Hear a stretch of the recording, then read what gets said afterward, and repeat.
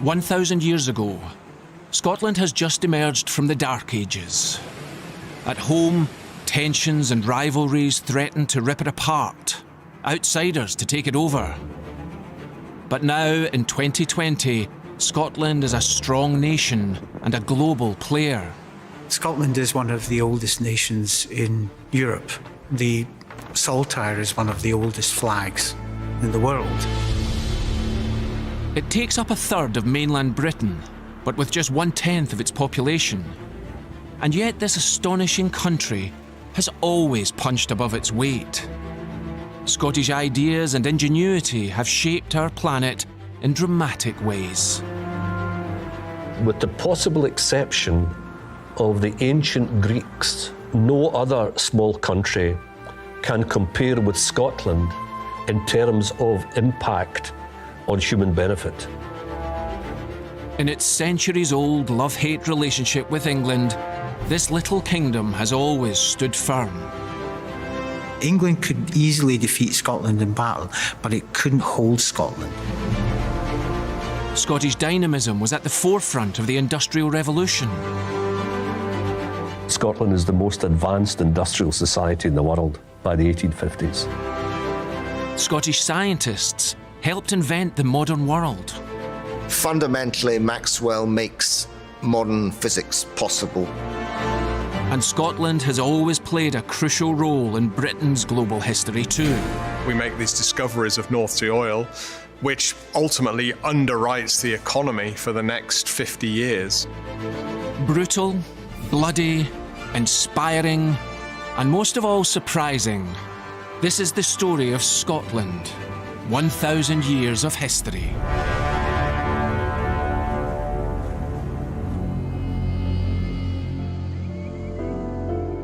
Ten centuries ago, Scotland had only just been born. Before that, it was a very different place. For a start, it's known as Alba, and it's a patchwork of different regions and peoples. You have the Scots, the Scoti, and of course the Scottish, to confuse things, are from Ireland. The other kind of main grouping that you have are the Picti. And you also have a group of kind of Strathclyde Britons who speak a kind of form of Welsh. And then around the edges, you also have Vikings. 1,000 years ago, these four peoples have coalesced into a single kingdom. Scotland at that time is a very different sort of kind of Scotland from what we would now sort of kind of see. They speak a different language, or languages. But by 1018, the kings of Scotland had established the border on the Tweed. After the defeat of the English by William the Conqueror, Norman knights came to Scotland too, to work as mercenaries. They strengthened the Scottish monarchy and created noble links that crossed the border to England and France. There were occasional dust-ups, but the two countries seemed to be growing together. Contrary to popular belief, and you won't believe this, but it's true, the relationship between Scotland and England in the mid-13th century was extremely good. I mean, really good. The societies are really very close. But then fate took a hand. Alexander III is King of Scotland. His brother-in-law, Edward I, sits on the English throne. But in 1286, Alexander dies, and his heir shortly after. Scotland finds itself without a monarch. And that presents a huge problem, because in the Middle Ages, it's God that chooses kings. But he doesn't tend to get that involved with the process. So who is going to make that decision? The Scottish nobility invite the English king, Edward I, to decide. Effectively, what Edward does, as any monarch at that time would do, is sort of see that as an opportunity to expand his kingdom. Edward picks a man he thinks he can control, John Balliol. But Edward's insistence Scots recognise the English crown as superior is unpopular. And when Edward goes to war with France, Scots seize their chance. So Edward starts a war with France, and Balliol takes this as an opportunity, as he sees it, to ally with France. This pact is the Old Alliance. an agreement between Scotland and France. Edward is furious. The reaction of Edward is pretty ferocious. Edward invades Scotland. In 1296, Edward commits atrocities across Scotland, beats the Scots at Dunbar, and ritually humiliates Balliol. Balliol is deposed and removed, and an English administration is intruded into Scotland in 1296. The brutality of the English invasion and the humiliation of their king kindles Scottish resistance. With rebellion brewing, in 1297, one of Scotland's most famous sons steps forward. William Wallace. William Wallace, yes. Well, a postcard might be about right for what we know about William Wallace. We know nothing, really, about who he was prior to the moment when he hits the historical scene by murdering the Sheriff of Lanark in 1297. When rebellion spreads across Scotland, Wallace becomes a leader. In the summer of 1297, he drives the English out of Fife and Perthshire. Edward orders a large English army northwards. The forces can only meet at one place. If you look at an ancient map, you can see that Scotland is almost two islands. You can't get from the south to the north without going through Stirling. Despite his successes, Wallace must be worried. He's facing a bigger army, which has more heavy cavalry.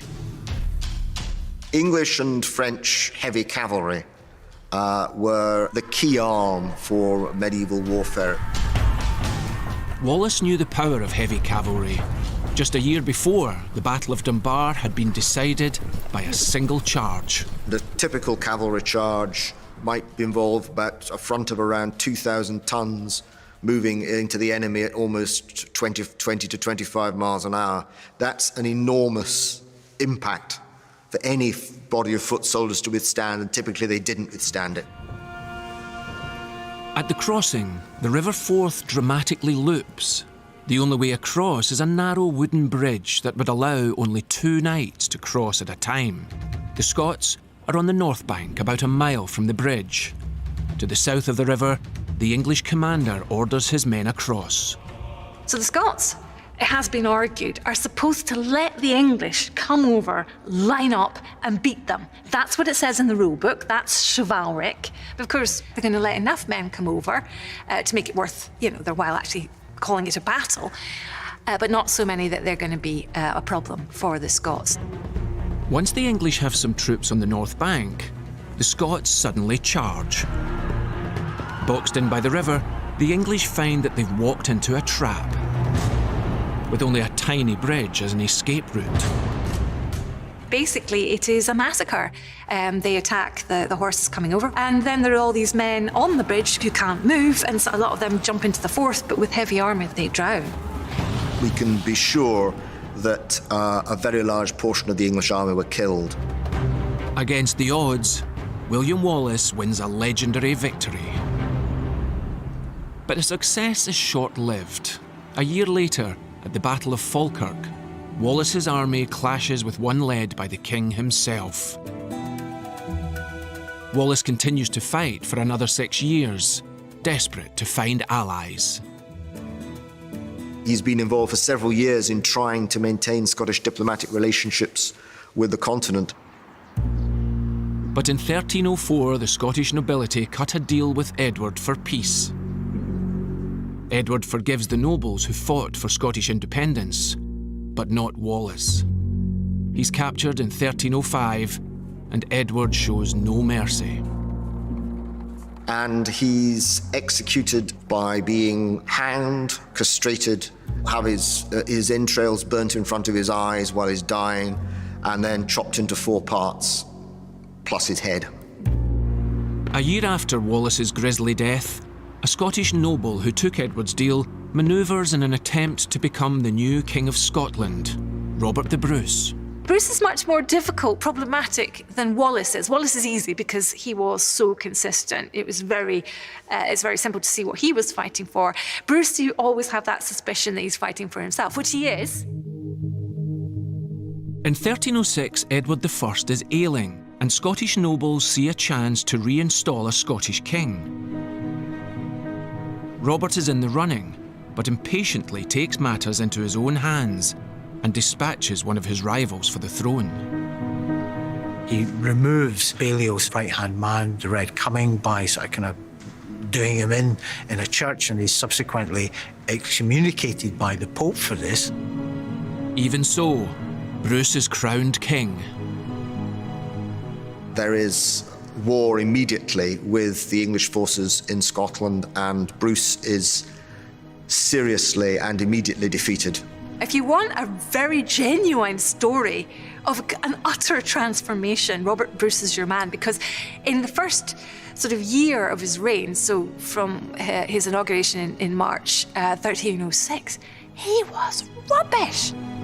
Bruce retreats into the wilderness with his few remaining allies. Here, he undergoes a remarkable transformation. I don't know what he did. He came back a new man. I mean, totally different. He's not going to play by the rules. All his upbringing, the chivalric upbringing, out the window now. Edward I dies in 1307. His son, Edward II, makes peace with Scotland. But Bruce wages a brutal guerrilla war against anyone opposing him. So he has to defeat both Scots forces and English forces to unite Scotland behind him. And he does this absolutely consistently between 1308 and 1314. He does nothing but win victories. By 1314, most Scots have sworn loyalty to Bruce, and Edward II invades. But he doesn't have his father's genius. Edward II was not as incompetent as he is portrayed in Braveheart, but there is no doubt that he was a mediocre military leader. Even so, Edward II has a much bigger army. The two sides meet in a place that has come to symbolise the fight for Scottish independence, Bannockburn. There are about 15,000 infantry and maybe 3,000 heavy cavalry in the English feudal army, and there are about 6,000 to 7,000 Scots. But Bruce has developed tactics to deal with the cavalry. The cavalry get into problems fairly quickly because there's a huge number of them in a small space. Bruce has laid booby traps in the ground. Quite a lot of the ground is soft. Bruce's tightly packed spearmen, known as schiltrums, then do something unheard of. Normally they would be used in a defensive way. Robert actually sort of kind of uses them offensively. We have three schiltrums all pressing back against the heavy cavalry, and eventually the English forces give way and they start drowning in the Bannockburn. The English flee. Robert the Bruce boots the English out of Scotland, consolidates his power, and cements his reputation. Robert is very effective. He's trained from birth to be a knight. He has determination. He has a self-centeredness. We would probably describe him probably as a bit of a psychopath or a sociopath. Bruce caps his military success with diplomacy. In 1320, an appeal he sends to the Pope details English aggression and gives a full-throated declaration of Scottish independence. As long as but 100 of us remain alive, never will we be brought under English rule. It is in truth not for glory, but for freedom, for that alone which no honest man gives up, but with life itself. The Pope demands Edward make peace, and in 1328, a peace treaty is signed in which England recognises Scotland's sovereignty. The period from 1296 to 1328 marks the start of the Wars of Independence, wars that help shape Scottish identity. Scotland remembers the Wars of Independence, and of course they weren't called that at the time, because there hadn't been this attempt to completely take over Scotland. And so it did a great deal to crystallise Scottish identity. Under Robert the Bruce's rule, Scotland shows it's not subject to its southern neighbour. It's a proud, unified nation that won't be beaten. England could easily defeat Scotland in battle, but it couldn't occupy, it couldn't hold Scotland. And that is important to the Scots and their sort of kind of sense of themselves. Now Scotland has forged a kingdom and identity. It is determined to keep it. But how will it do so with a much larger, richer, and more powerful neighbour to the south?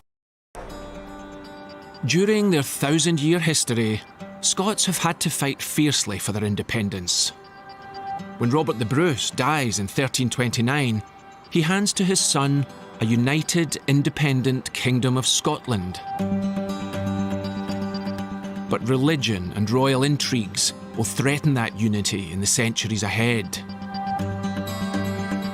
Robert's son, David II, dies without a male heir, and the crown passes to Robert II in 1371, the first of a long line of Stuart kings. They actually keep the kingdom together and they stop England from actually sort of kind of taking over. The second thing that they do, which is quite important, is that they start to connect themselves into Europe. The Stuart kings used diplomatic marriages into European royalty to keep the old alliance going. But this royal line faces crisis in 1542 when James V dies, leaving his 60-year-old baby to inherit the throne, Mary, Queen of Scots. It's not a great future was projected for her. And you can understand why. I mean, Scotland in the 16th century, early 16th century is very volatile. You've got continuing terrible relationship with England. And they would be looking at this wee lassie and thinking, how in heaven's name is she going to manage that? There were many candidates for Mary's hand, and even a war. But eventually the old alliance won out, and she was married to the King of France's heir, the Dauphin, Francis. She was dispatched to France, leaving her mother, Mary of Guise, to rule Scotland, supported by French troops. Mary's future seems assured. Queen of Scotland and future Queen of France. Enough to rattle England's Elizabeth I about the safety of her northern border. But a new religious movement sweeping Europe will change all that. The Reformation. The Reformation was a religious, social and political conflict that spread across Europe in the century after 1517. The Reformation is basically the idea that the Catholic Church had become corrupt. Protestant reformers want to end the corruption. Scottish Protestants develop Presbyterianism. They not only want to end corruption, but they also want rid of the Catholic hierarchy of priests, bishops, and popes. There is no hierarchy. There's no intercessory between you and God. As long as you have a belief in God and a truly repentant heart, you have this direct connection to God.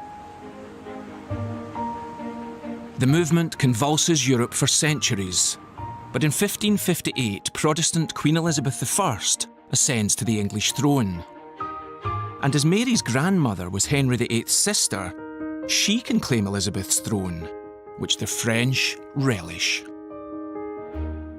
They can say legitimately, this is someone who is entitled to the English throne. And because Elizabeth I is Protestant, she's not recognised by the other heads of Europe. And so whoever marries Mary can say, I have a legitimate Queen of England here, and we're going to push that claim, and we're going to use military force and the force of the Church to take it. Elizabeth has to act, and events in Scotland offer an opportunity. Mary of Guise, Mary's Catholic mother, rules in her absence. But as the ideas of Protestantism spread in Scotland, she faces increasing resistance. So what you get is a group of lords, known as the Lords of the Congregation, who are anti-French, who want to take back control of the Scottish government for themselves, but who are also interested in the Protestant religion. Ultimately, what happens is that in 1559, they begin a rebellion against Mary de Guise's governance of Scotland. The French send troops to Scotland to help Mary quell resistance. But Elizabeth sends a fleet to aid the Protestant lords.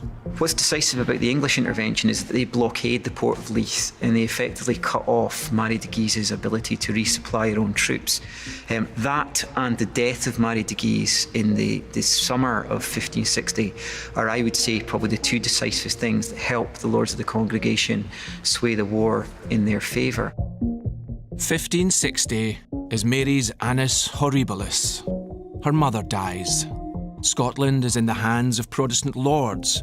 Then her husband, the King of France, Francis II, dies. She is just 18. Once destined to be Queen of Scotland, France and England, Mary's future is uncertain. Hoping she can defeat the Lords of Congregation and sway Scotland back to Catholicism, in 1561, the French sent her home. She comes back to Scotland that is completely unrecognisable to the one that she had left. And culturally, she's very changed as well. She's now French, effectively. She's Catholic. She comes back to a Scotland that is hardline Protestant, that is very patriarchal in terms of its government. Aged 19, queen of a country whose language she doesn't speak, and facing a hostile nobility, Mary's got her work cut out. But she's not to be underestimated. She negotiates quite a clever financial settlement with the Protestant Kirk. She also maintains a relatively balanced Privy Council, something like 10 Protestant courtiers to 4 Catholic ones. But there's that great elephant in the room, the one that Queen Elizabeth in England is wrestling with and which Mary is also wrestling with. She does not have a child. To have an heir, Mary must remarry, and that's where her troubles begin. Now, the marriage of a queen is a hugely controversial issue. Does she marry abroad and give that power, authority over Scotland? If she marries internally to Scotland, then she's going to annoy all the rest of her nobility who didn't get to marry her. So it's a real can of worms. But she does manage to pick the worst of the whole bunch. Henry Lord Darnley is, a complete... Well, he's just awful. Darnley was a complete idiot and was a huge liability. He was 19 years old. He was rumoured to be a heavy drinker. Was rumoured also to already be harbouring an STD. In 1566, Mary has a son with Darnley, who will become James VI. Darnley shows little interest and moves out. But Darnley is a liability for Mary and needs to be dealt with.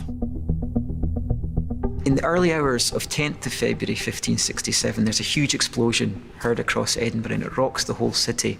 And when they go to the rubble of the building, they find Darnley's body outside, not touched by the fire, but strangled and partially clothed, along with the body of one of his servants. Now, who did it is one of the great murder mysteries of Scottish history, but all fingers really pointed to the Earl of Bothwell. Just 3 months later, Mary marries Bothwell, the man implicated in Darnley's murder.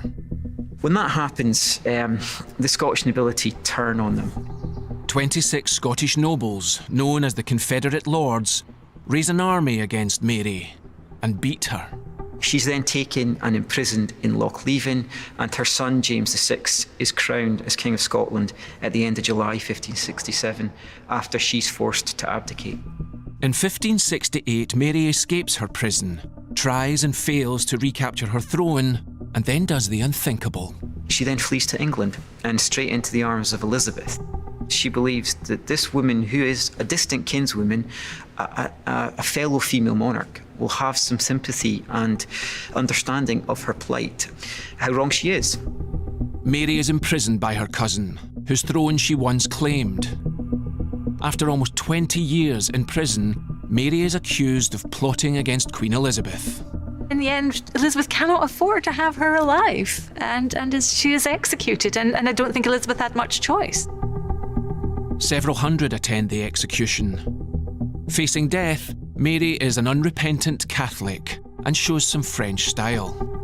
Her execution in 1587, when she famously throws off her black dress to reveal the scarlet robes of a martyr, even though that's a tightly controlled situation, she is able to steer it and create a great set piece with it. She forgives her executioner, prays in Latin. It takes several blows to behead her. When her head falls, it reveals she wore a wig. Her dog, found huddled in her dress, refuses to leave her body. It's a miserable end for someone who once could have been one of the most powerful women in Europe. She is one of these tragic figures of history where the situation in which she found herself was much, much bigger than she was equipped to deal with. Mary's son, King James VI of Scotland, is tutored by George Buchanan, a man who gave evidence that led to Mary's execution. Buchanan beats the young king and makes it clear he was no fan of his executed mother. I think one of the things you have to do is imagine what it would be like sort of kind of growing up as the son of Mary, Queen of Scots, and the person who is teaching you was the person who made the sort of kind of the legal case that your mother was a whore and a tyrant and deserved to be put to death. In one respect, Mary has the final say. In 1603, Elizabeth I dies childless. Mary's son, James, becomes the new king of England and Scotland. Mary doesn't ever get to see the throne of England, but of course Mary's only son, James VI, does become the first king of a united British Isles. He is the first king of what eventually becomes Great Britain. As king, James destroys the castle where his mother was executed. He exhumes her body and has it buried in Westminster, opposite Elizabeth's. James is the first monarch to rule over both kingdoms. From now on, Scotland's destiny will be linked to England, but it is far from a united kingdom, and the political shocks will be felt for centuries.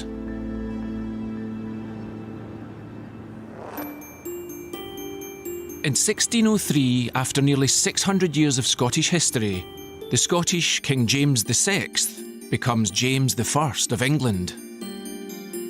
But the two kingdoms are not united. Each still has its own parliament, legal system, and church. There are even customs to be paid on trade between the two countries. And for James, there is another problem. In Scotland itself, clan battles and tensions between the Highlands and Lowlands is never far away. Back in the 1300s, Scotland's distinct geography was the same. Hilly and mountainous, highland in the north and west, rolling hills and flatland in the lowland south and east.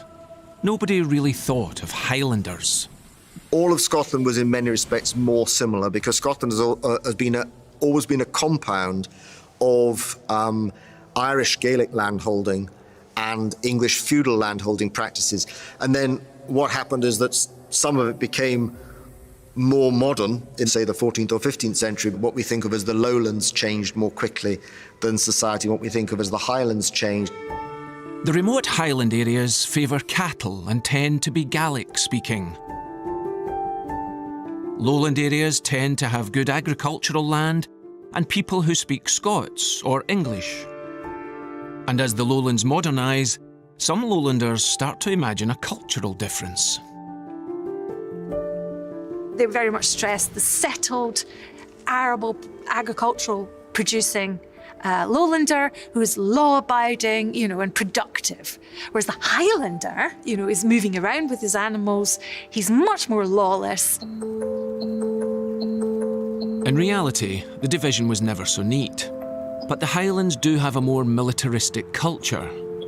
This, and the remoteness of the territory, means royal power is limited. So the Highlands, by the late medieval period, it is true, it is much more militarised than the Lowlands. They speak a different language, they seem culturally different, and the kings of Scots never really get to grips with them. When King James sees the problem, he tries to tackle it head on. He demands Highland chiefs send their sons to the Lowlands to learn English, the first steps in an erosion of Highland culture. And now he has moved to London, a power vacuum emerges in Scotland. After James goes to England, there's a gap. And into that gap, in terms of national identity, points of loyalty, political focus, it is increasingly filled by religion. Scottish Presbyterians believe no one stands between them and their God, including the king. It was passionate, committed, intense, and uncompromising religious lobby. They wouldn't be governed by bishops, and indeed, as it turned out, by kings either. Like kings and queens before, both James and his son, Charles I, believe God has given them the right to absolute rule. In 1637, Charles tries introducing religious reforms to Scotland. He introduces the English prayer book. It causes a riot in St Giles Cathedral when it's first introduced. Charles's dispute with Scottish Presbyterians deepens to the point where he sends an army to Scotland. Charles says, right, we'll bring the Scots into line. That starts off the Bishops' Wars, in which the Scots defeat the English and occupy Newcastle. It's a political catastrophe for Charles. And as a result, in 1642, the Civil War breaks out in England after the Scots defeat Charles's army in the Second Bishops' War, pitting king against Parliament in both countries. For years, the British Isles are torn apart in bloody conflict. When the Royalists finally lose in 1649, Charles is beheaded. Despite the restoration of his son in 1660, the Stuart tendency to absolutism meant by 1690, the Dutch Protestant William of Orange sits on the thrones of Scotland and England. The Jacobites, made famous most recently by the Outlander series, believed in the restoration of James and his direct descendants to the thrones of England, Scotland, and Ireland. From 1689, there are several Jacobite attempts to restore the Scottish Stuart kings to the throne.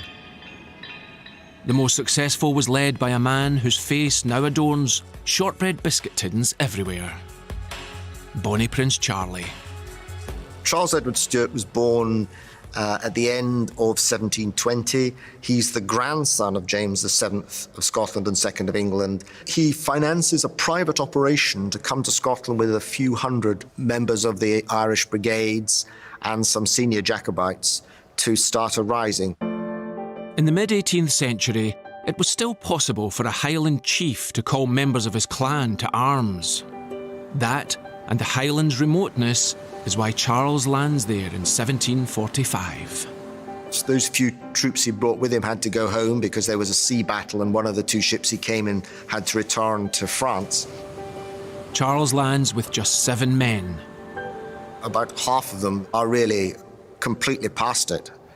They are, by the 18th century standards, old men. The Highland chiefs are expecting a large French army, and to begin with, they just sort of look at him and go, "What the heck do you expect us to do with this? No, don't be silly, off you go."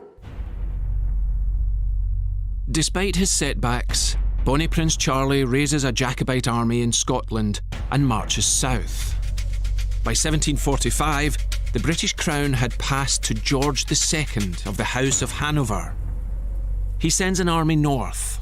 The forces meet at Prestonpans, and the Jacobites smash the Royalists. Charlie's army presses on and gets as far south as Derby. At Derby, finally, promises of French help, English recruitment, they all seem to have not been fulfilled, and Charles is losing credibility. Charlie is forced to retreat to Scotland. King George sends his son, Prince William, Duke of Cumberland, north to hunt Charlie's army down. The two armies finally meet at Culloden Moor, east of Inverness. There were about 4,500 to 5,000 Scottish troops, but they mainly fought in the front line because they were hoping to carry the day by a shock attack. So it was all or nothing. The British army outnumbered the Jacobites by almost 2 to 1, and it had got much superior cavalry. It was the cavalry who charged that enabled a rapid victory for the British forces that day.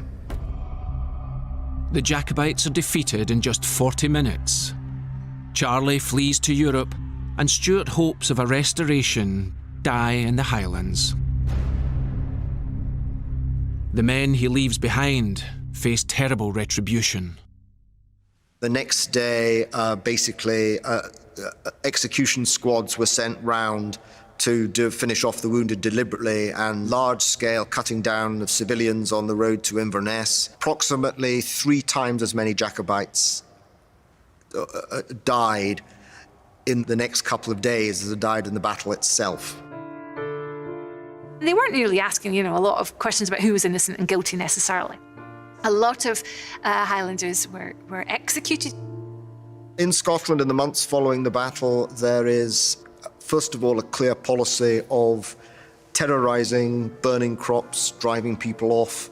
There is a lot of arbitrary killing. Cumberland is dubbed the Butcher. The British government sees the Highlands as a place of uncertain loyalty with a military culture and mounts a PR campaign against Highlanders. Jacobitism shouldn't be seen as a purely Highland or clan phenomenon. It wasn't. But it suited the British government to paint it in that light. Clans were associated with being backward, barbaric, speaking a different language. So by focusing on the Highland element, the British government was trying, in a sense, to delegitimise Jacobitism. The government resolves to wipe out the social, cultural and military structure of the Highland clans. New laws ban weapons, bagpipes, and even Highland dress.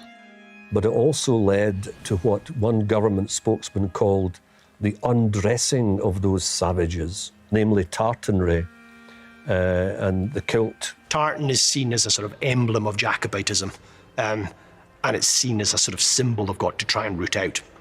The legal powers of the chiefs are dismantled, and what you're doing there is robbing them of the sort of official power structures which kept the clans as cohesive political and military units. An entire way of life, already under pressure from modernisation, teeters on extinction. But the growing British Empire offers some Highlanders opportunity. When Britain is stretched during a big war against France, Britain turns to the Highlands for manpower. Now that's crucial because it begins the process of what we would describe as the rehabilitation of the figure of the Highlander. The bagpipes become a part of the British Army. The Highland dress becomes a part of the British Army. And what you're seeing effectively is the turning of former rebels into loyal redcoats. But what's really interesting, it's done with at least a symbolic nod to the elements of Highland culture which have been prominent during the Jacobite era. So they can retain their bagpipes, they can retain their kilts, they can retain their broadswords. At the same time, artists and writers start to romanticise the Highlander. In 1822, King George visits Scotland, the first monarch to do so since 1651. He attends an event in Edinburgh. It's organised by Sir Walter Scott, and what he does is he Highlandises it to give the monarchy a kind of distinctive Scottish dimension. King George, the nephew of the Butcher Cumberland, arrives in a spectacular tartan outfit. He turns in a mini kilt with pink tights, and he was fairly corpulent, so it probably was not the best sort of sartorial matching. And he's addressed as the chief of the chiefs. This romantic image of the Highlander, aided and abetted by the novels of Sir Walter Scott and others, the new awareness that the hill country of the Highlands was actually an attractive area. Scotland opens up for tourists. The English now, they're flocking to the Highlands. It's the place to go, and you get everybody comes up. William Wordsworth and his sister Dorothy, and the Highlands have been appropriated for people who are prepared to view it nostalgically. The absolute apogee of this is Queen Victoria, who falls in love with the Highlands when she comes up with Albert on her honeymoon. Victoria builds Balmoral, her idealised view of Scotland. Noble Highlanders sporting tartan kilts helps ingrain this vision of Scotland across the empire. And to an extent, Scots embrace it. It helps define them from their increasingly powerful southern neighbour. Some of the most recognisable Scottish clichés come from a culture that was demonised, faced the brink of extinction, then idolised. But although it only ever represented part of Scotland, a country with a history far richer than any cliché, the taste for Highland tartanry is a symbol that in the turmoil of the previous centuries, a new nation has emerged, the United Kingdom of Great Britain. But who will pay the price for unity?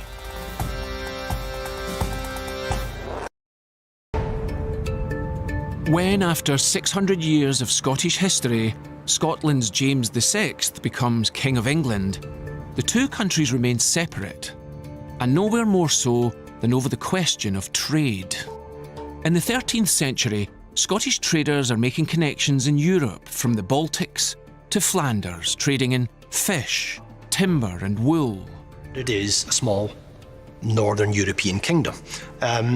Its links really tend to be primarily across the North Sea.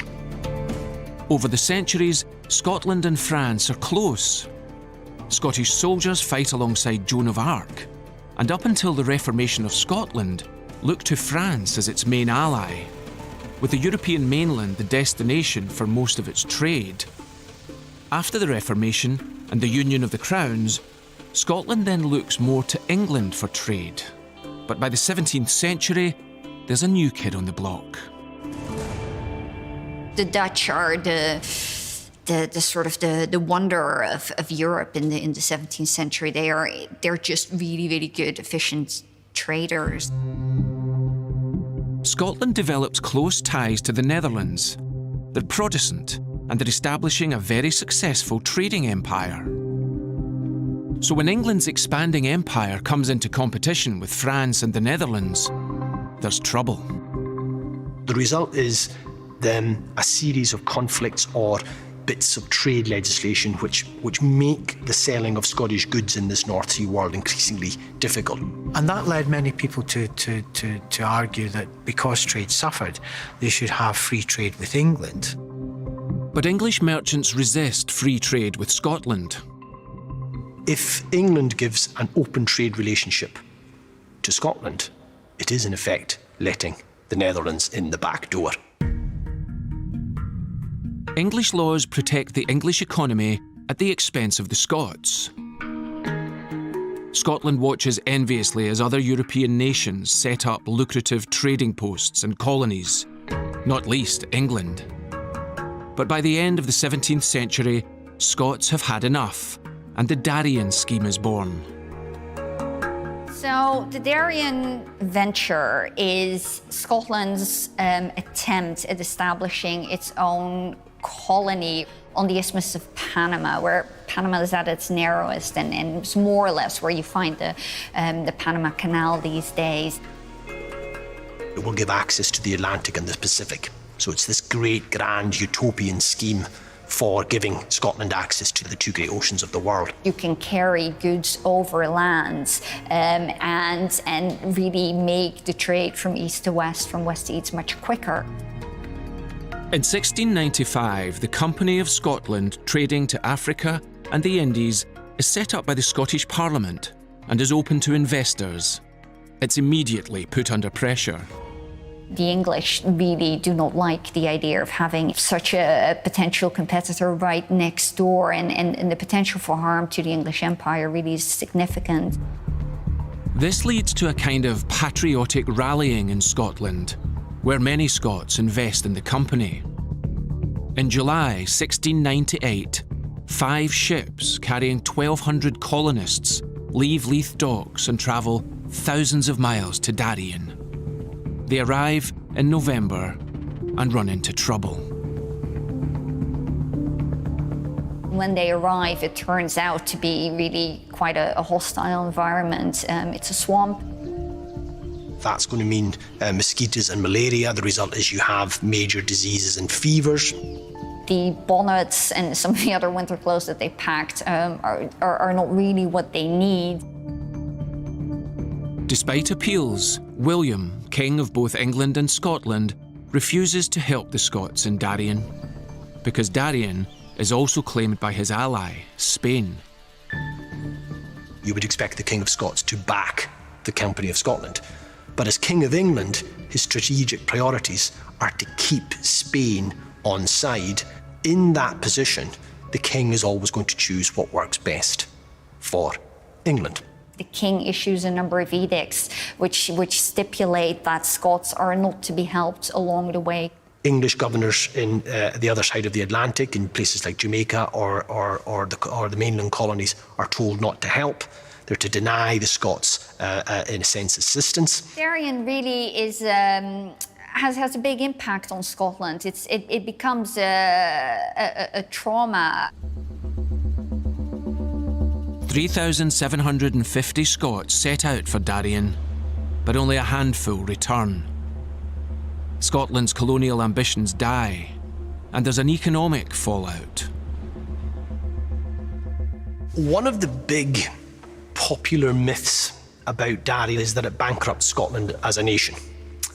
That's not really a strictly accurate way of seeing it. It meant that large numbers of private investors were almost certainly in major trouble. The Scots in question are the political and commercial elite of Scotland. Their line will be, if I'm bankrupt, to all intents and purposes, the country is bankrupt. In 1706, England, at war in Europe and in need of domestic security, is negotiating a union between the two kingdoms. She sees opportunities in the union, and the distress of the bankrupted Scots elite weakens the Scottish side. England is very well aware of the potential that lies in Scotland. Scots have important trade links around Europe.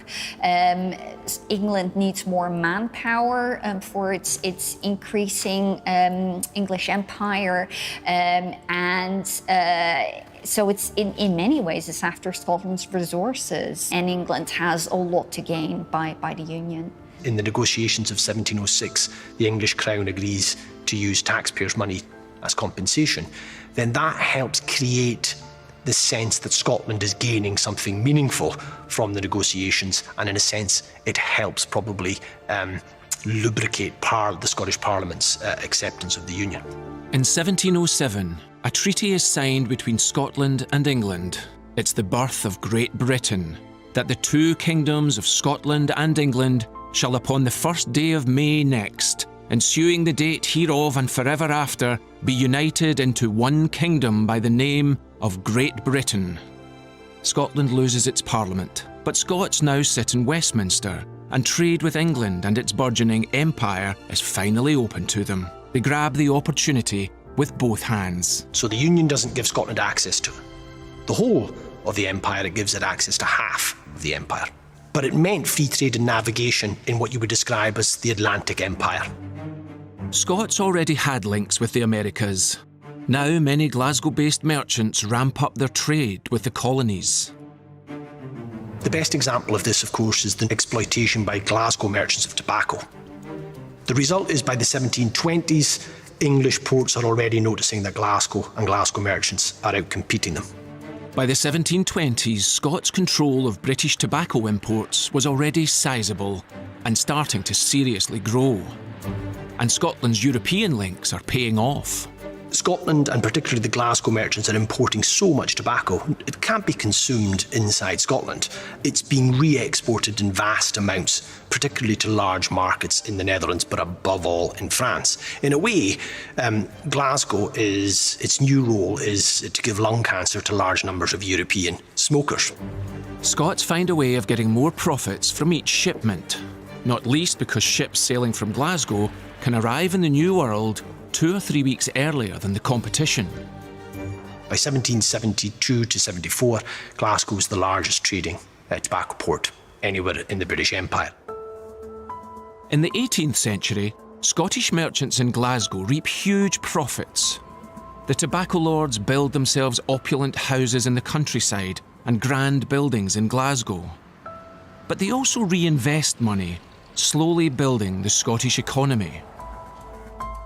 Merchant families invest in land and also invest in industrial activity in the west of Scotland. Everything from sugar manufacturers right through to cotton mills, where supported financially by families engaged in the transatlantic trade. From tobacco, Glasgow merchants move on to trading in sugar, then cotton, and Scotland reaps the rewards. The wealth and power of the tobacco lords is getting reinvested into ironworks, textiles. But as with the English merchants, there is a brutal legacy. They talk about the tobacco lords, but they didn't say much about who picked the tobacco. Glasgow had a tremendous link with America in terms of slave-grown tobacco. Tobacco, sugar, cotton, they could not have existed on any scale without the employment of chattel slave labourer. Some of its trading wealth has been built on blood and suffering. During the Napoleonic Wars, 80% of Scottish imports and exports by value in that period were based on these two slave-produced commodities of tobacco and sugar. From 1707 in the Union, by the time slavery ended, Scotland was transformed from a poor country in Europe to one of the richest. Did slavery make Scotland rich? And the answer is yes. Now there are calls to take down the statues and street names that memorialise the slave owners of Glasgow and Edinburgh. History helps us to change our views. And if we therefore remove these street names and statues, then, we will keep those views. The point is, what we should do is to put plaques on statues saying exactly what, in fact, these people did. For 1,000 years, Scots have had a strong attachment to their landscape. Now the Act of Union in 1707 makes Scotland part of the most dynamic economy in the world.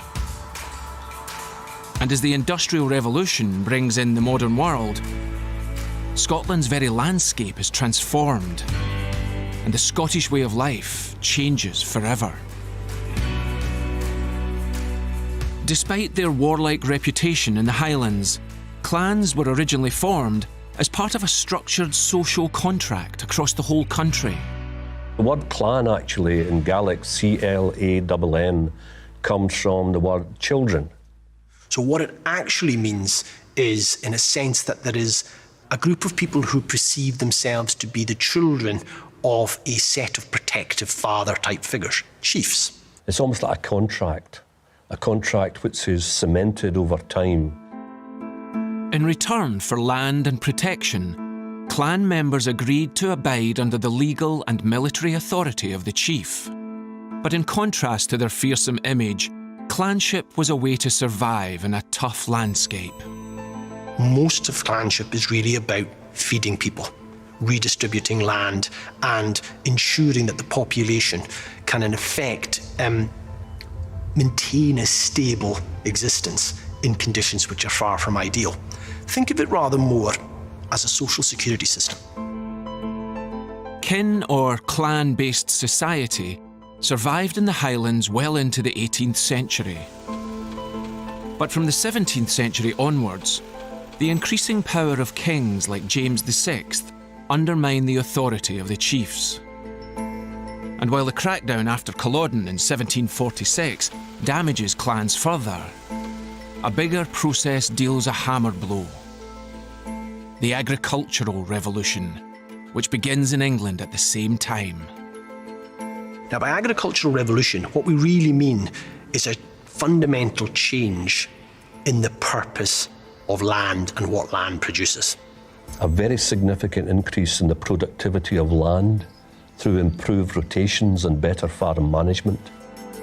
The improved techniques mean landowners can make more money from large-scale farming than from the subsistence farming that had existed for centuries. That becomes tempting, even to clan chiefs. In the 18th century, status became defined not by your military following, but by the grandeur of your castle or your country house. You're starting to get chiefs who want to see their estates not in terms of housing the population, but rather of rents, of additional money so that they can live in Edinburgh or in London. As the state grows in power, clan chiefs start to think that raising an army is less important than making money. In a betrayal of the responsibilities, chiefs start to act more like landlords than fathers. But it's playing out in different ways. Agricultural revolution in the lowlands means new, large arable farms. In the highlands, it means ever more specialisation in cattle and then in sheep. This is bad news for the Highland population. These developing pastoral farms didn't require much labour. The ratio was 1 shepherd to 600 sheep. That meant that people became redundant. In 1847, the Duke of Argyll wanted a part of Mull cleared of its people to make way for sheep. A 100-year-old local called Neil MacDonald wrote to the Duke with several petitioners invoking the old ties of clanship. The petitioners and their forefathers had been tenants in the Ross since time of immemorial. The whole farm has lately been let in one lot to one individual who is not a native of the Ross, and neither he nor any of his ancestors ever possessed any lands under your Grace's noble ancestors. There is no evidence, the Duke replied. The evictions went ahead.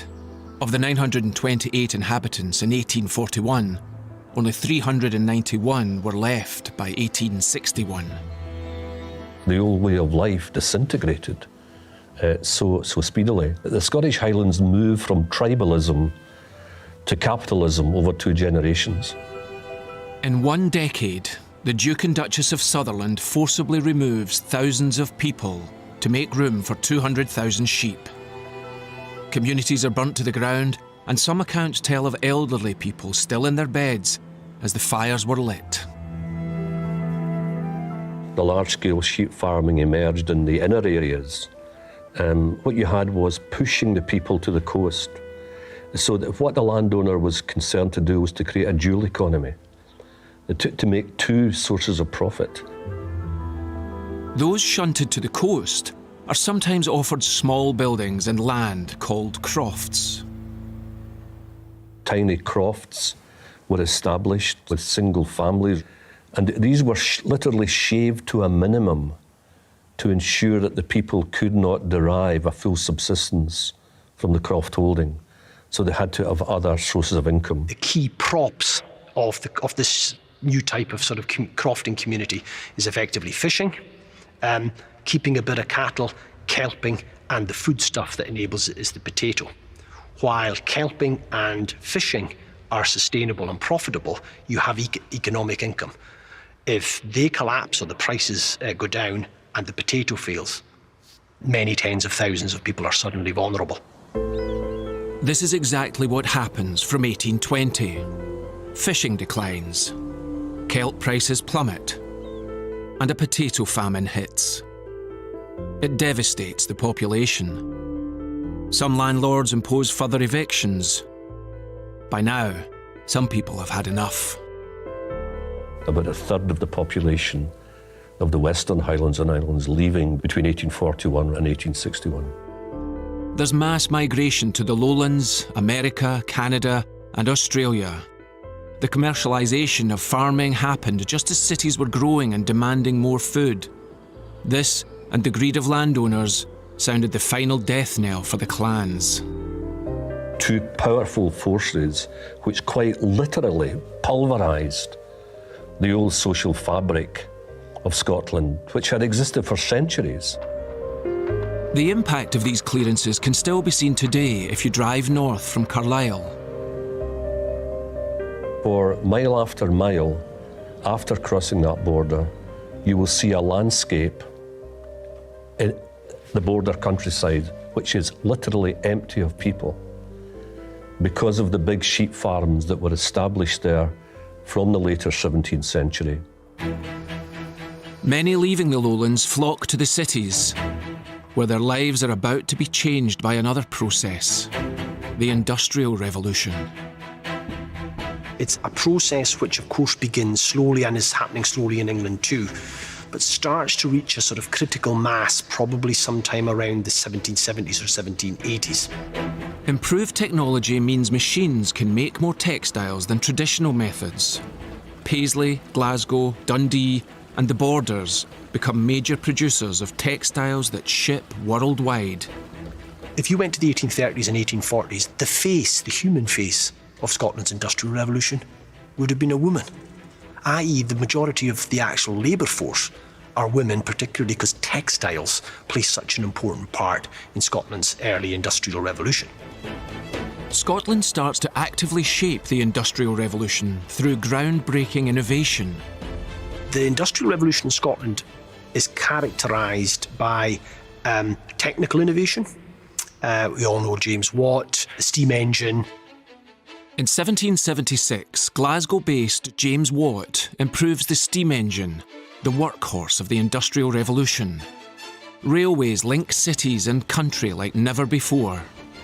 Scotland is industrialising. And then from about the 1830s, this extraordinary mushrooming of industry. We're thinking here, of course, of iron, steel, heavy engineering. The pace of change in Scotland at this time is extraordinary. By 1841, around 75% of men in Glasgow and Dundee and around 2/3 of women work in industry. The dramatic speed, the depth of the changes, no country in Europe could match that. In the space of 80 or 90 years, Scotland undergoes changes that take centuries to happen in England. In the mid-18th century, only about 1 Scot in 10 lived in urban areas of 3,000 or above. By the time you get to the census of 1861, 65% of Scots are living in urban areas. People leaving Highland and Lowland areas cram into cities. Many of them go to the central belt between Glasgow and Edinburgh. But it's happening so quickly that housing, health, water, sewage supplies simply can't keep up. The result is you have what looks like a modern economy, but with dreadful social conditions. By the 1830s, the death rates in Scotland have actually increased per 10,000. As industrialisation spreads around the world, in order to compete, Scotland specialises in industries like shipbuilding. One of the leading edges that the Scottish shipbuilding firms had by even as early as the 1820s, 1830s, was not so much in construction, but in engineering. And those engineering skills came from the previous levels of expertise in steam manufacture of engines for cotton and mills. Ships had been built on the Clyde River for centuries, but from the 1840s on, it goes through a revolution. The Clyde gets a reputation for being the best location for shipbuilding in the British Empire, then the world. Clyde built becomes a byword for quality, and its success blossoms.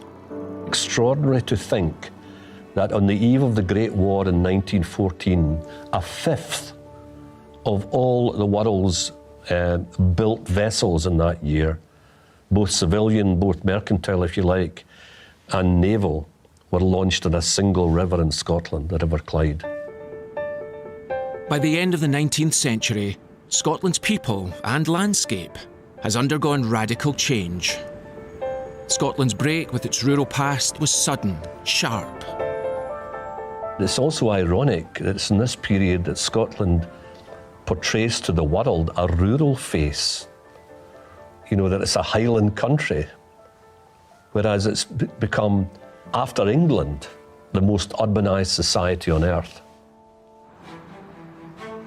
After 8 centuries of Scotland's 1,000-year history, the industrial Scottish economy of the Victorian era is world-beating.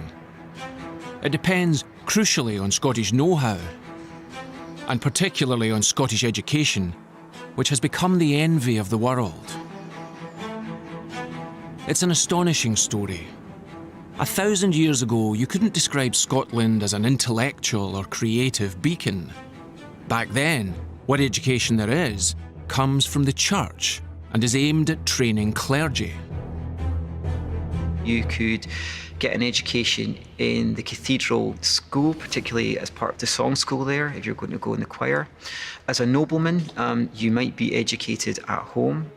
Over the centuries, education develops and grammar schools start to appear in the larger towns. There was, in no sense, any kind of universalism in education, even in terms of basic literacy. But the situation had improved considerably by the mid-16th century, and especially for the middle classes. You had some schools in the towns, and you did get very limited educational opportunities for girls as well as boys. You would get sewing schools as well. But generally speaking, the educational provision was very slim. By the 1560s, Protestant reformers like John Knox want to change all that. The Reformation had as one of its key defining focuses an emphasis on literacy, so that people could read and understand the Bible themselves in their own language. The big distinction in terms of the Protestant Reformation and what had gone before was this scheme for universal education. Knox and other reformers wanted a school in every parish across Scotland, giving education to rich and poor, town and country alike. The aspirational seeds that were sowed by the reformers eventually flourished into the 17th century, so that by the end of the century, there was a really well-connected, highly literate network of parish schools in Scotland, which would have a huge impact on the importance and value that Scotland placed on education in the later centuries.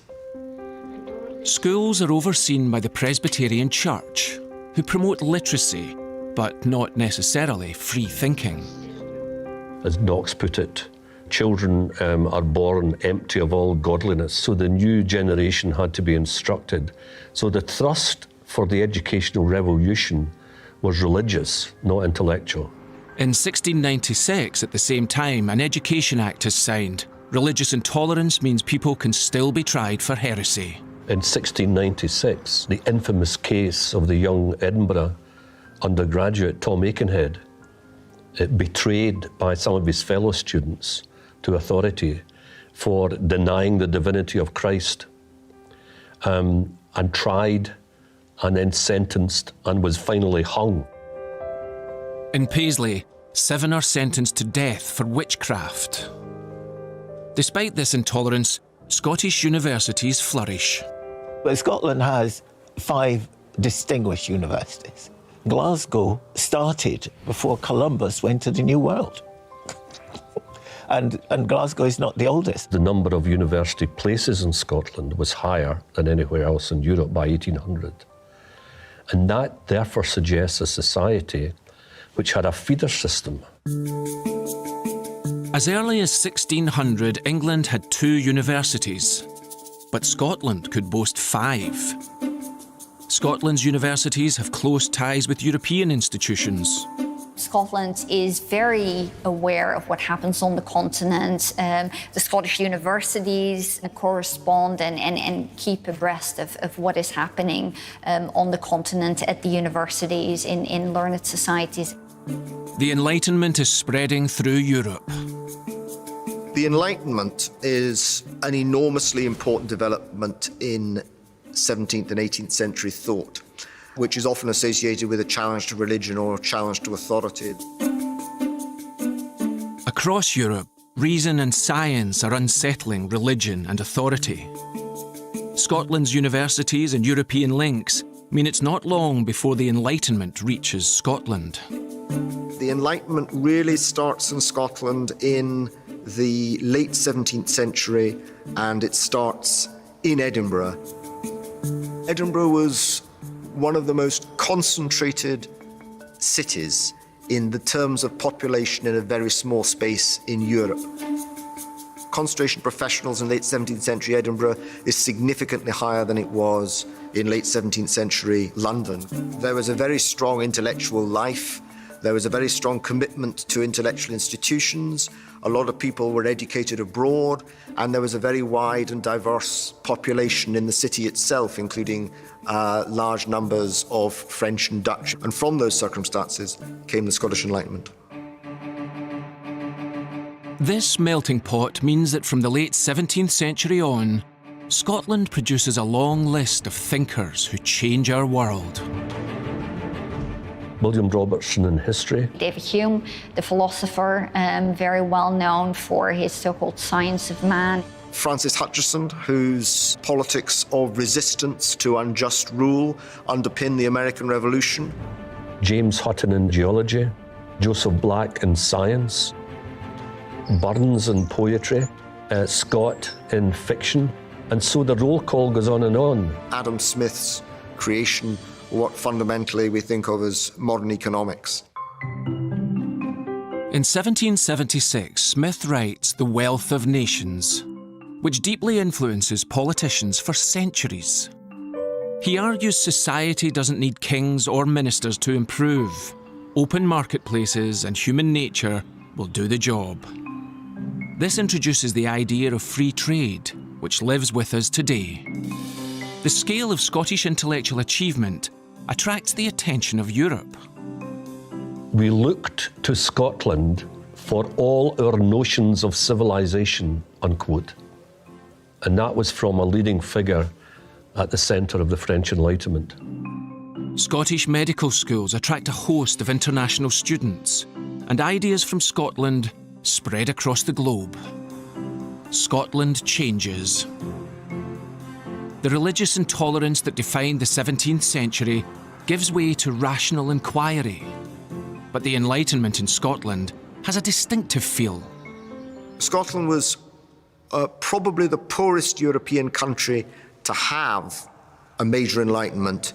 They were very keen, Enlightenment thinkers in Scotland, on material improvements, things that would improve the economy, things that would improve society, and then it becomes linked to technological advancement and becomes linked to the huge contribution of Scots to technology and technological development in the 19th century.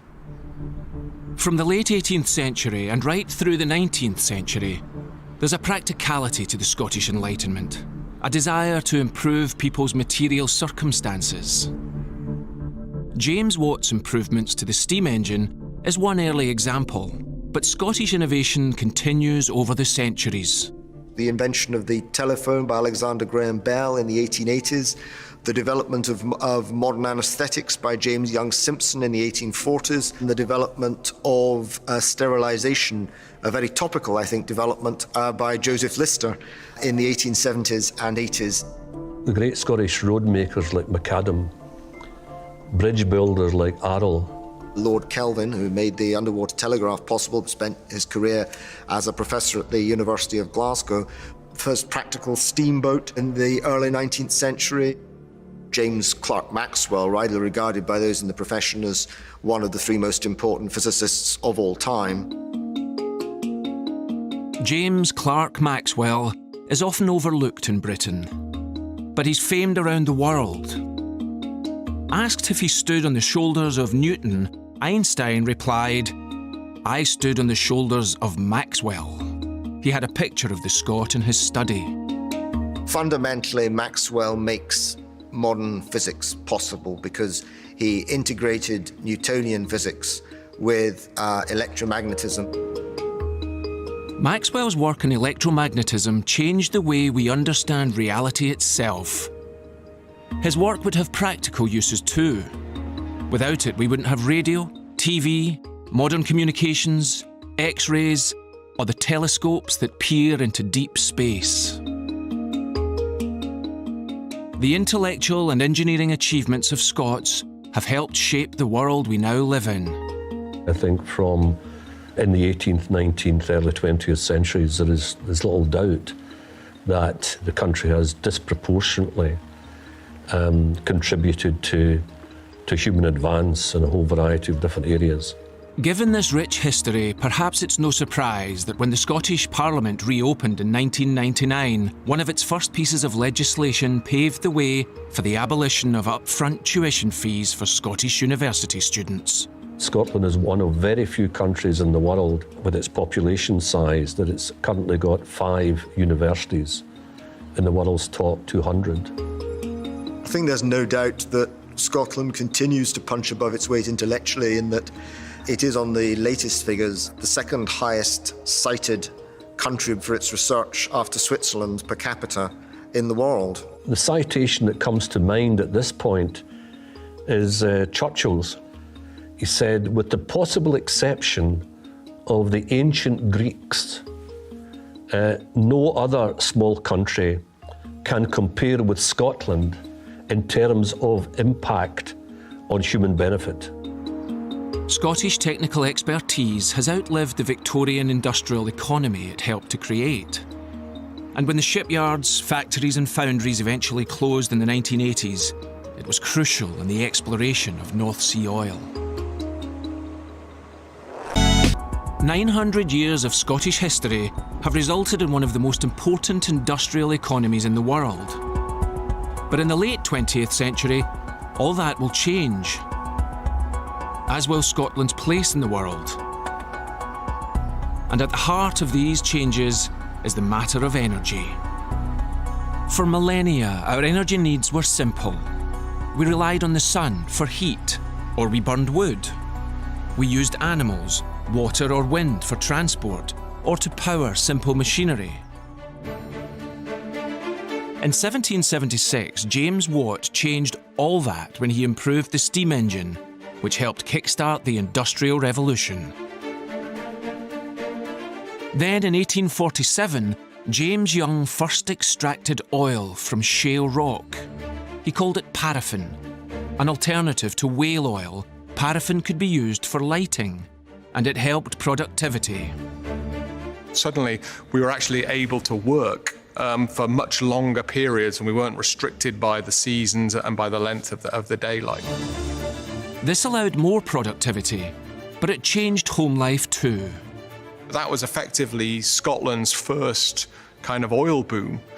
By the turn of the 20th century, there was over 100 companies working in the Midland Valley of Scotland, so the strip in between Glasgow and Edinburgh, mining and extracting shale oil. And it was a really big business and fundamentally changed the way that people lit their homes and heated their homes.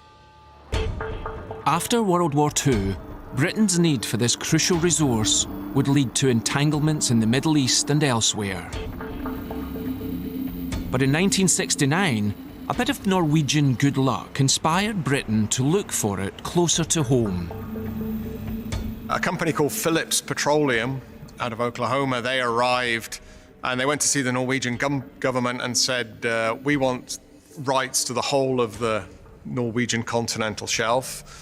The Norwegian government said, maybe, maybe not, but first of all, you've got to drill some wells. So Phillips made a deal with them that they would drill 13 wells on the Norwegian continental shelf. Recent gas discoveries in the North Sea had inspired Phillips to look for oil. It was a bit of a punt. Only 25% of the wells that are drilled for exploration ever actually find any oil. The other 75% there won't be anything there. So it's a risky business. And basically they drilled 12 dry holes. So a dry hole means that you didn't find anything. And they actually went to the Norwegian government and asked to be let off the last well, and the Norwegian government said, no, you got to go and do it. You made a commitment. So they did it. And that was basically, they discovered Ekofisk, which was the first major discovery in the Norwegian continental shelves. European countries had already agreed how to share any oil and gas from the North Sea. And effectively to a piece of the ocean. So the bulk of the North Sea was subdivided between Norway, who were the big winners in that agreement. Norway's success inspired the UK. A company called Amoco, which is now part of BP, they made the first discovery in the UK sector. Discovery was made by BP the following year. That was a field called Forties. And then Peak, the Forties field produced 500,000 barrels a day, selling for nearly $40 each. Many discoveries are east of Scotland, and Aberdeen becomes a key hub in the UK's oil industry. wells were on land and they were drilled to a few hundred feet. Compare that to the North Sea, with waves, relatively deep water, very cold. The North Sea would test Scottish engineering. So some of the big, large platforms will be a factory, will be a processing plant, effectively placing a large industrial complex in the ocean, often in water, building a city in the sea. They are amazing feats of engineering. Its hard environment inevitably came with risk and tragedy. Explosion and fire on the Piper platform. On the 6th of July in 1988, there was a colossal accident out in the northern North Sea. The situation is that the platform is completely on fire from sea level to top. Piper Alpha was not just a platform sitting on one field, it was actually the hub for a whole bunch of other fields. And the oil was all channeled into this hub and then carried off to the mainland. A routine maintenance check resulted in a small explosion on Piper Alpha. These were comparatively small and would have been manageable, but the problem was that the way the platform had been designed, those initial explosions wiped out the control center. A lack of communication led to the problem escalating. So basically what you've got is the hub is burning and you've got 2 or 3 outlying structures still pumping oil and gas into it. And that then led to a massive explosion, which basically destroyed the entire platform. 167 people lose their lives. Only 61 people escape the platform. In response, the oil industry overhauls its entire health and safety rules. All of these sort of things that we have today, which makes the oil industry actually a very safe industry, they all came from that terrible tragedy. North Sea oil was providing an economic lifeline to Britain at a time when it needed it most. There has been years and years of austerity and rationing, and the economy is effectively bankrupt. It's lost most of its empire, and the UK is very much languishing in economic and sort of social political wilderness. And then suddenly we make these discoveries of North Sea oil, which ultimately underwrites the economy for the next 50 years. The windfall revolutionises Britain. The government reduces coal consumption and can smash protests from miners, knowing that Britain is energy secure. And it helps fuel the loads of money culture of the 80s. But as we became increasingly aware of the issue of climate change, many governments have looked to move away from fossil fuels to renewable sources of energy. And Scots have played a leading role. There was a quite ambitious target to try to sort of generate 50% of Scotland's domestic use of electricity by 2015. That was met. Coming into the present day, 2020, where we're already generating 90% of the domestic power. Ironically, one of the things that helps Scotland develop renewable energy is something the country is infamous for: its weather. Scotland is ideally placed for renewables, so it's very windy. It's got a lot of coastline with a reasonably high tidal range and a lot of wave activity. And then actually, certainly on the eastern side of the country, it's actually pretty sunny. Scottish weather may be a renewables goldmine when combined with engineering ingenuity. Scotland's been at the centre of energy innovation pretty much since day one, right from the very start of the Industrial Revolution, all the way obviously through the sort of the oil period. And there's a very strong expertise in building kind of solving difficult offshore problems and solving sort of difficult engineering problems associated with the production of energy. Scotland has the biggest wind resource in Europe, and its engineers have developed new and efficient turbines. It has the world's first floating offshore wind farm. It provides 85% of the UK's hydroelectric power, and it's played a leading role in wave power, including developing the world's first tidal array. But we're still only actually exploiting less than a quarter of the potential for renewable energy when you combine the wave, wind, hydro, solar, and tide. So going forward, there is massive potential for sort of developing this further and sort of selling it and exporting that energy. In 2020, Scotland may produce all of its electricity from renewable energy. And it has a great potential to make money from selling clean energy to other countries. A country with a rich industrial past has, in recent decades, undergone its own green revolution. But the politics of energy has also brought into question Scotland's place in a united kingdom. For many people think it's Scotland's oil. In the early 1980s, the oil revenue was accounting for about 10% of all of Britain's income. And it's very interesting to contrast it to Norway, and the Norwegian government basically put all of the money into an investment fund, which they call the Oil Fund, which is now basically, you know, they can fund a very nice life for everybody going forward. The contrast to that is in the UK, where all the money was basically just spent as we got it. Margaret Thatcher's government used the money to cushion Britain during the devastation of traditional manufacturing industries in the 1980s. The North Sea was subdivided in the treaty in 1965 into the various countries around it based on how much of your coastline was sort of faced out into the basin. And if you follow that logic, about 90 to 95% of all of the North Sea oil would belong to Scotland. For the first time in centuries, pressure for Scotland to become an independent nation begins to grow. In the 1960s, barely 1 Scot in 10 wants independence. But from the 1970s, that number increases. And in 2014, the Scots have a chance to choose. It's all to do with our generation. We've convinced so many people and it's been amazing. For the first time, people as young as 16 are allowed to vote. They are overwhelmingly in favour of independence. But enough Scots still believe in the united kingdom their ancestors invented in the years after Culloden in the 1700s. Deep down inside me, I'm panicking that I'm going to lose my country. The referendum's result is narrow. It sparked a generation of politically aware young kids. Perhaps this is a reflection of Scotland's rich history and the centuries-long relationship between the two nations.